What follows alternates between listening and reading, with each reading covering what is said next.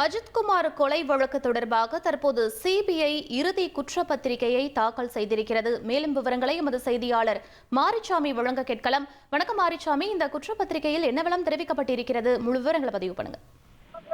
மடப்புறம் பத்ரகாளியம்மன் கோவிலில் காவலாளி, தனியார் காவலாளி அஜித்குமார் என்ற இளைஞர் ஒரு திருட்டு வழக்கு சம்பந்தமாக, அதாவது ஒரு நகை காணாமல் போன வழக்கு தொடர்பாக விசாரணை என்ற பெயரில் அழைத்து சென்ற காவல்துறையினர் அவரை அடித்து சித்திரவதை செய்து கொலை செய்திருக்கிறார்கள். இந்த கொலை வழக்கானது சிபிஐ விசாரித்து வருகிறது. இந்த வழக்கு விசாரணை மதுரை மாவட்ட நீதிமன்றத்தில் தொடர்ச்சியாக நடைபெற்று வருகிறது. இந்த வழக்கில் சம்பந்தப்பட்டுள்ள காவலர்கள், போலீசார்கள் மதுரை மத்திய சிறையில் சிறைவாசம் அனுபவித்துக் கொண்டிருக்கிறார்கள். இவர்கள் சம்பந்தப்பட்ட அந்த வழக்கு விசாரணையானது சிபிஐ விசாரித்து வருகிறது. இதற்கு முன்பாக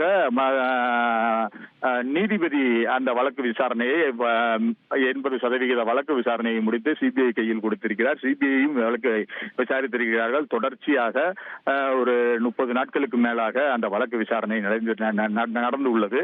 இந்த வழக்கு விசாரணை தொடர்பான குற்றப்பத்திரிகையை இன்று மதுரை மாவட்ட நீதிமன்றத்தில் சிபிஐ போலீசார் தாக்கல் செய்திருக்கிறார்கள். ட்ரெண்ட ஃப்ரெண்ட் ஆக்கிக்கோங்க. தந்தி டிவியின் சப்ஸ்கிரைபர்ஸ் அண்ட் ஃபாலோவர்ஸ் குடும்பத்துல நீங்களும் இணையுங்க.